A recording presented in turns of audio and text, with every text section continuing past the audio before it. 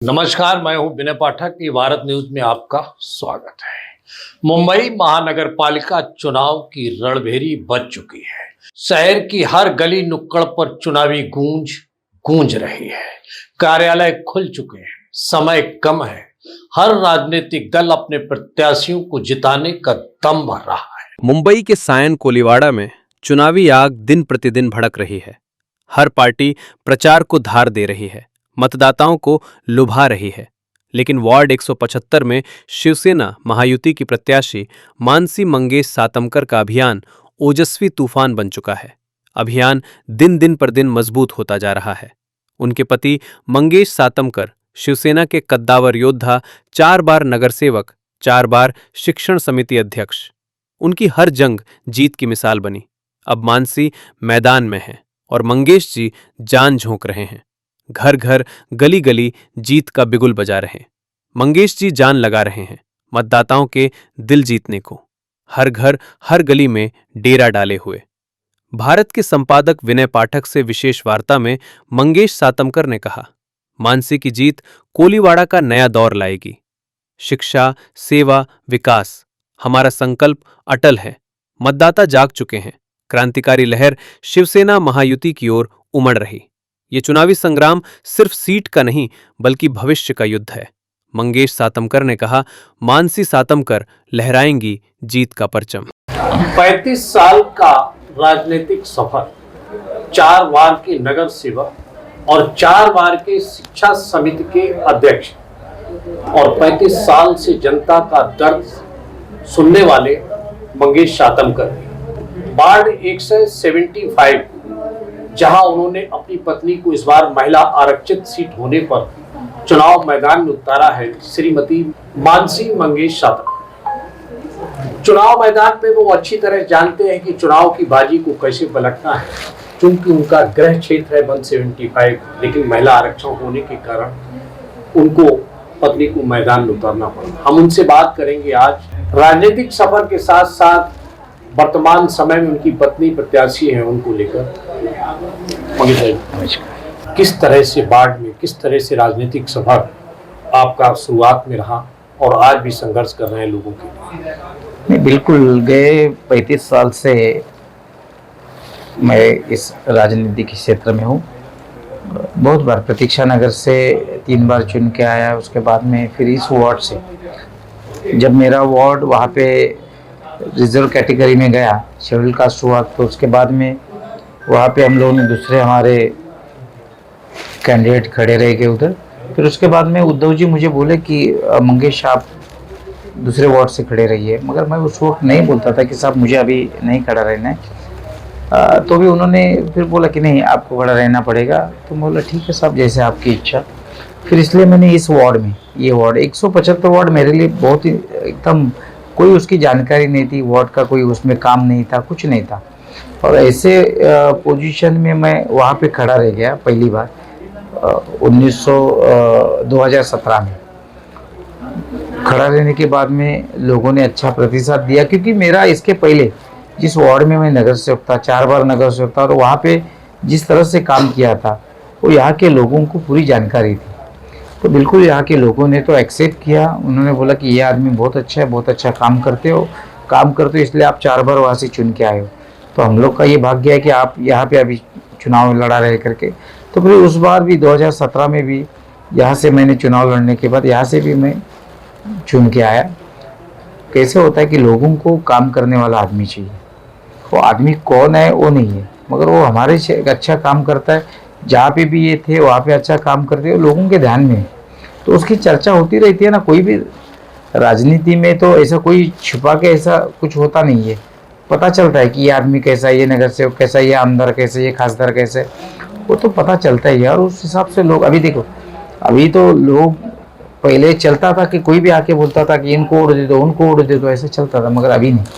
अभी लोगों को पूरी जानकारी है कि हमको किसे वोट देना है, और उन लोग सोच के ही वोट देते हैं। उनको अभी बताने की चलो ठीक है, कोई आता है बताता है इनको वोट दे दो, इनको वोट दे दो, प्रचार करते समय समझो हम लोग भी घूमते हैं लोगों के घर तक और उनको बोलते हैं कि बाबा इनको वोट दे दो करके, मगर लोगों को जिनको वोट देना है उनको ही वोट देते हैं। सातमकर साहब, 2017 की राजनीतिक स्थिति अलग थी। पहले आप बीजेपी से अलग हटके चुनाव लड़े थे, आज गठबंधन में दोनों आज शिवसेना और बीजेपी, क्या फर्क देख रहे हैं, क्या मजबूती देख रहे हैं? 2017 में तो हम लोग का गठबंधन नहीं था, तो उस वक्त भारतीय जनता पक्ष में मेरे सामने उम्मीदवार दिया था, लोरिक यादव करके उम्मीदवार खड़ा था। और अभी तो हम लोग गठबंधन में चुनाव लड़ रहे हैं। देखिए, गठबंधन होना नहीं होना ये तो हमारे पार्टी के जो प्रमुख नेता हुए उनके ऊपर निर्भर होता है कि निर्भर उनके साथ चुनावी गठबंधन करना नहीं करना। तो चलो अच्छी बात है कि हम लोग का गठबंधन हो गया और पूरे महाराष्ट्र में पिछले कुछ सालों से 2024 से हम लोग हर चुनाव, कोई भी चुनाव गठबंधन में हम लोग लड़ रहे हैं। और इसीलिए इस गठबंधन का निश्चित तौर से यहाँ पे फायदा हो जाएगा। देखिए, अभी इस क्षेत्र में पिछली बार मैंने चुनाव लड़ा था, तब मुझे 6200 वोट कुछ मिले थे, भारतीय जनता पक्ष को 4500 वोट मिले थे। तो अभी ऐसा हो जाता है ना कि ये गठबंधन होने से बहुत सारी जगह पे अपने को फायदा है। आज मैं यहाँ पे खड़ा रह के मेरे तो खुद के 6000 वोट है, बीजेपी के कुछ 5000 वोट है, तो इसके मतलब 11-12 हज़ार वोट के ऊपर हम लोग जाते हैं। तो अभी हम लोग निश्चित तौर से कोई हम लोग को टेंशन नहीं है, चुनाव के तो हम लोग बिल्कुल आएंगे यहाँ पे, मगर ज़्यादा से ज़्यादा लीड देने की हम लोग कोशिश करेंगे। तो गठबंधन का यही फायदा होता है। सर, गठबंधन का अगर फायदा है तो पिछली बार प्रत्याशी कम थे, इस बार अधिक है, इसका प्रभाव तो पड़ेगा ही कहीं ना कहीं। प्रत्याशी तो होते ही है ना, चुनाव होता है तो हम लोग हर पार्टी के लोग आते हैं, हर पार्टी से लड़ते हैं, मगर हम लोग देखो चुनावी जो राजनीति होती है या चुनाव का जो हम लोग ये बनाते हैं, तो उसमें ऐसा होता है ना कि इस क्षेत्र में शिवसेना के कितने वोट है, इस क्षेत्र में भारतीय जनता पक्ष के कितने वोट है, इस क्षेत्र में कांग्रेस के कितने वोट, इसका मुआयना किया जाता है, ये सब उसकी जानकारी ली जाती है। अभी हम लोग इस चुनाव में, अभी हम लोग का गठबंधन है, गठबंधन को साथ में लेकर हम लोग चुनाव लड़ा रहे हैं, और 101% जहाँ जहाँ पे हम लोग का गठबंधन है वहाँ की सभी सीटें हमारी बिल्कुल यहाँ पे आ जाएंगी मुंबई में, क्योंकि उसका फायदा है ना कि भारतीय जनता पक्ष पहले कैसे होते कि वोट बिखरते थे। जैसे मैंने अभी आपसे पिछले चुनाव का बात किया कि 4500 वोट उनको, मुझे 6000 वोट, उनका तो कैंडिडेट चलो ठीक है कुछ वोटों से हार गया, मगर अभी तो ये फायदा है ना कि हम दोनों के वोट इकट्ठा हो गए, और इकट्ठा होके अभी हम लोग जब चुनाव डबल हो जाता है। बिल्कुल, हम लोग को बिल्कुल यहाँ पे ये लगता है ऐसा कि अभी उनके भारतीय जनता पक्ष और हम लोग साथ में लड़ रहे, तो हम दोनों के वोट अगर एक जगह पे करेंगे तो हम लोग बहुत सारा मतलब 11-12 हज़ार के ऊपर हम लोग जाते हैं। सबसे बड़ी बात यह है कि आपका वार्ड, जिसमें चाहे किसी भी जात धर्म का हो, चाहे हिंदू हो, मराठी हो, मुस्लिम हो, सिख हो, ईसाई हो, सभी जात धर्म वर्ग के लोग हैं, ऐसे में आप कैसे देखते हैं इस वार्ड को? नहीं, देखिए पिछली बार भी वार्ड तो उधर ही है, वार्ड किधर गया ही नहीं। जो वार्ड है पिछली बार जो 2017 में मैंने चुनाव लड़ाया था वही वार्ड है, और इस वार्ड की खासियत ये है, आपको बता देता हूँ मैं, कि इस वार्ड में सभी जाति धर्म के लोग हैं, हिंदू है, मुस्लिम है, उसके बाद में यहाँ पे आरक्षित जो गठ होता है उनके लोग हैं, यहाँ पे तेलुगु समाज के लोग हैं, मुस्लिम समाज के लोग, सब लोग यहाँ पे। तो ये हम लोग बोलते हैं ना कि ये मिनी हिंदुस्तान है, ये यहाँ पे सब जाति धर्म के लोग हैं। तो चलो ठीक है, बहुत सारे लोग हैं, अच्छा है, मगर लोग देखो, लोग तो किसको, जो लोग काम करते हैं उनके पीछे रहते हैं, उनको उनके काम को बढ़ावा देते हैं। तो हम काम वहाँ पे कर रहे। देखो, अगर पहली बार मैं दूसरे क्षेत्र से यहाँ पे आया और खड़ा रह गया, उस वक्त मैं चुन के आया 2017 में, चुन के आने के बाद आप लोगों के दिमाग में यही बात थी कि ये कॉरपोरेटर जो है, इन्होंने पहले 3 बार जहाँ पे चुनाव लड़ाया था, वहाँ के लोगों का क्या कहना है, वो लोग क्या चाहते हैं। तो उन लोगों का यही कहना था कि हमारे अच्छे नगर सेवक थे, हमारे क्षेत्र से हमने 3 बार उनको चुनाव लड़ा के दिया। तो लोगों की ये भावना हो जाती है कि चलो ठीक है, अच्छा आदमी है, उनके पीछे हम लोग रहेंगे तो ये हमारे काम हो जाएगा, भविष्य का जो भी तकलीफ है वो दूर हो जाएगी। और उसी तरह से हमने यहाँ पे काम किया। इसमें कोई दो राय नहीं कि मंगेश आतमकर जी अच्छे नगर सेवक रहे, लोगों में पहचान है, लेकिन पत्नी जब मैदान में उतारा है आपने, वो कैसे अपने आप को अच्छा नगर सेवक बना? देखिए, अभी जो मैं काम कर रहा हूँ, वो जो काम है वो लोगों को मालूम है, बराबर।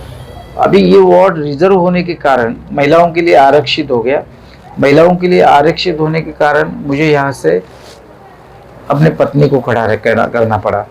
पत्नी यहाँ पे खड़ी रही है। अभी देखो, जो भी काम मैंने किया है तो उसके जो भी अच्छे जो चीज़ है वो उनको उनके इसमें जाएंगे, तो उसका फ़ायदा उनका बिल्कुल हो जाएगा उनको, क्योंकि उनको काम मैं कैसे करता हूँ पिछले 25 साल से, और राजनीति से जब से मैं इस क्षेत्र में हूँ तब से वो मेरे साथ में ही है ना, तो चढ़ उतार वो सब उन्होंने देखा है। मेरे हर काम में उनका सहभाग होता है, जो मेरा काम उनका हर एक चीज़, समझो मुझे 10-12 लेटर है तो टाइपिंग करके मुझे वो लेटर देती है, यहाँ पे एक इतना इतना ये बना के ये दे दो, वो तुरंत मिला। तो मेरे हर काम में उनका राजनीति में हमेशा सहयोग रहा। बिल्कुल सहयोग रहा राजनीति में, इसलिए उनको अभी इस चुनाव में इतना कुछ ये नहीं, चलो ठीक है उनका कहना यही है कि मैं यहाँ पे नहीं हूँ, मैंने कभी चुनाव नहीं लड़ाया था, मगर मेरे हस्बैंड जो है जो गए 35 साल से इस क्षेत्र में काम कर रहे, और वो क्या काम कर रहे, कैसे काम कर रहे, वो मैं नज़दीक से मैंने देखा है, और इसलिए मुझे नहीं लगता है कि मुझे इसमें कुछ तकलीफ होगी। सर, एक दिल में टीस रहती है जब कोई वार्ड में 3 साल ऐसे ही चला गया बिना उसके, कोई ऐसा काम जो अधूरा रह गया और आपके दिल में हो कि ये काम इस वार्ड में मेरे को करना चाहिए। बिल्कुल, आपने बिल्कुल कहा कि देखिए हर एक नगर सेवक जब वो नगर सेवक होता है तो उस क्षेत्र में काम करने की कोशिश करता है, अच्छा काम करने की कोशिश इसीलिए करता है कि समझो फिर से कभी चुनाव होता है तो लोग अपने को वोट देना चाहिए।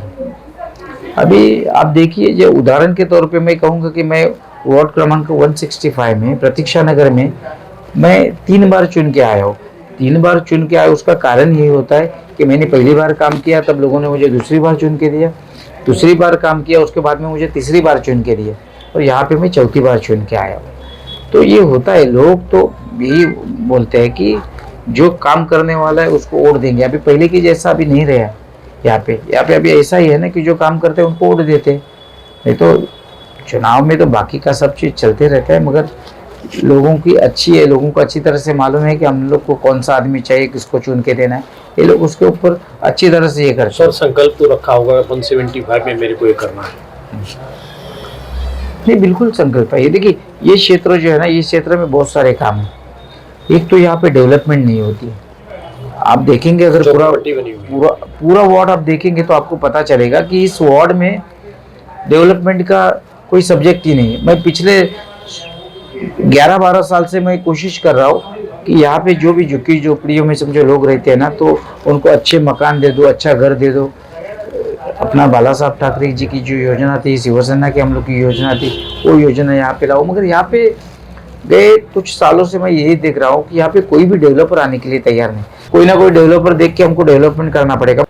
अलग ढंग से अगर थोड़ा सा हम लोग सोचेंगे तो उसके ऊपर कुछ ना कुछ हो सकता है, क्योंकि जो पहला हम लोग का यहाँ का जो नगर है, अगर उसको डेवलपमेंट करेंगे तो आगे स्पेस मिलेगा, आगे का से हो जाए ये, मगर वो होता नहीं। इसलिए सब जितना भी पूरा प्रोजेक्ट है वो सब ठप। ये धारावी की तरह ही प्रोजेक्ट अगर कहा जाए, बिल्कुल वो धारावी का प्रोजेक्ट ऐसा हो गया ना, आपको बता देता हूँ मैं कि धारावी का तो पूरी धारावी डेवलपमेंट के लिए है। पूरी धारावी उन लोग ने लिया है डेवलपमेंट के लिए, तो चलो पूरी धारावी निकलेगी और उधर नई बिल्डिंग बनेगी, नई घर बनेंगे ऐसे।